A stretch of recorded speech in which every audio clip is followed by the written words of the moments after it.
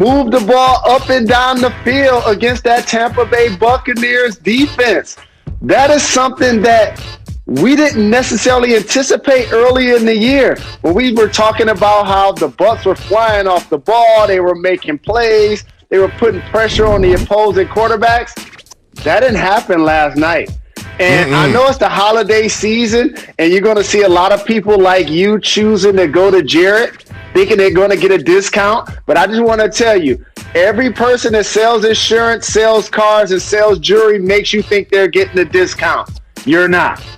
Okay, I have no idea how that's related, but we'll get back to the game. It wasn't just Jared Goff performing well, but Tom Brady didn't look great. He kind of looked like the Tom Brady from primetime when they played the Saints. He was under pressure. He was throwing the ball inaccurately. He obviously had some interceptions that didn't look great.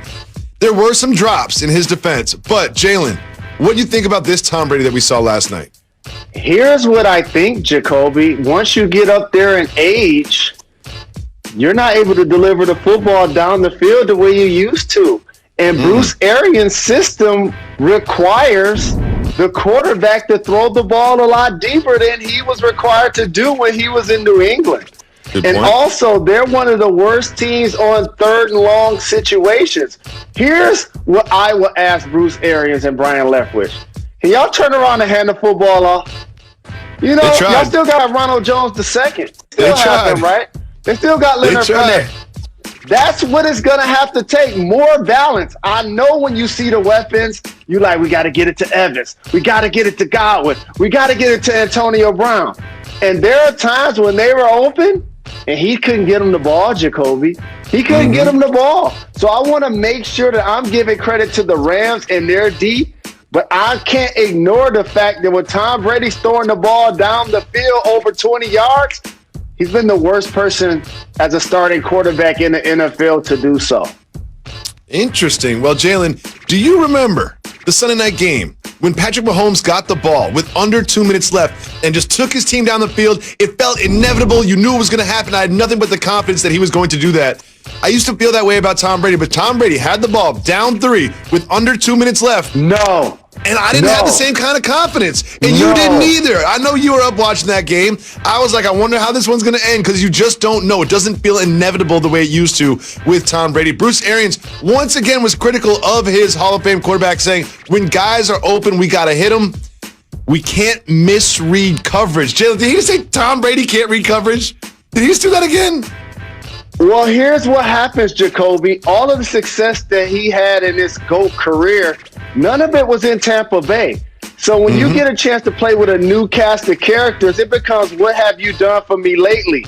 And trust me, we talked about that on this program. You see the kind of numbers that Keenan Allen is putting up with Justin Herbert as his quarterback?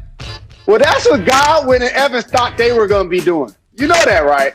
You know that that's what they thought. And plus, they felt that they were going to be playing on a contending team. Not throwing a lollipop to end the game to the defense, an uncontested interception. The Tampa Bay Buccaneers are a good football team, except when they're going against a contending football team. That's when they've struggled.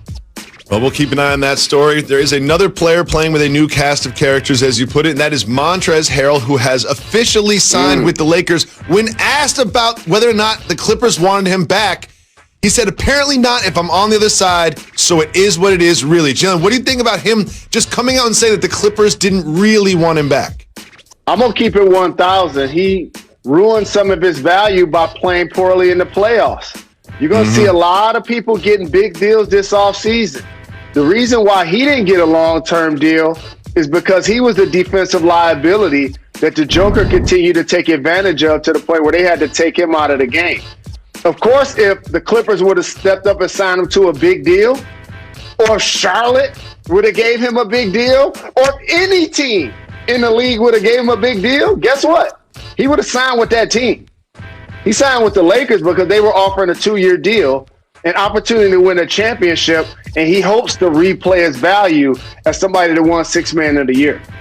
With the Lakers adding Trez, and they had Schroeder, and they had Matthews, Gasol, it really feels like they upgraded, they got better. And you remember last year before the season, we were talking about the Lakers and the Clippers being neck and neck, but when you look at what the Clippers did, it doesn't feel like they're keeping pace. Take a look at what they did, Jalen. Well, it's not just the Clippers, it's the rest of the league, Jacoby. And you got to look at it from a standpoint almost like a real estate transaction. The Los Angeles Lakers are a storied brand and a franchise that over the history of their team, if you look at some of the all-time great players like Wilt Chamberlain, Kareem Abdul-Jabbar, Shaquille O'Neal, LeBron James, Anthony Davis, none of those guys were drafted by the Lakers.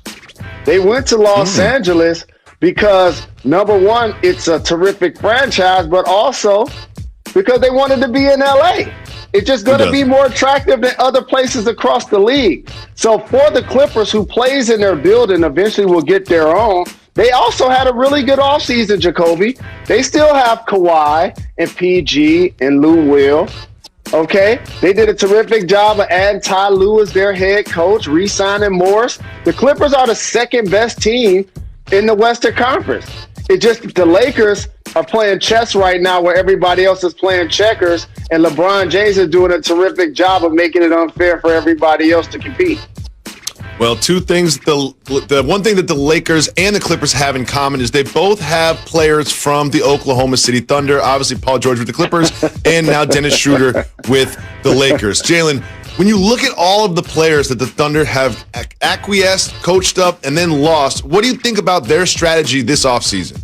You remember when Philly was talking about trust the process? In theory, that's exactly what the Oklahoma City Thunder are doing. It's just nobody's giving it to a label to it. But here's what I want to make sure I point out. All of those draft picks, and Sam Presti is one of the best general managers in the game. The Oklahoma City Thunder are cost-cutting, if you ask me. Because if you look at over the last decade, they're not going to draft players better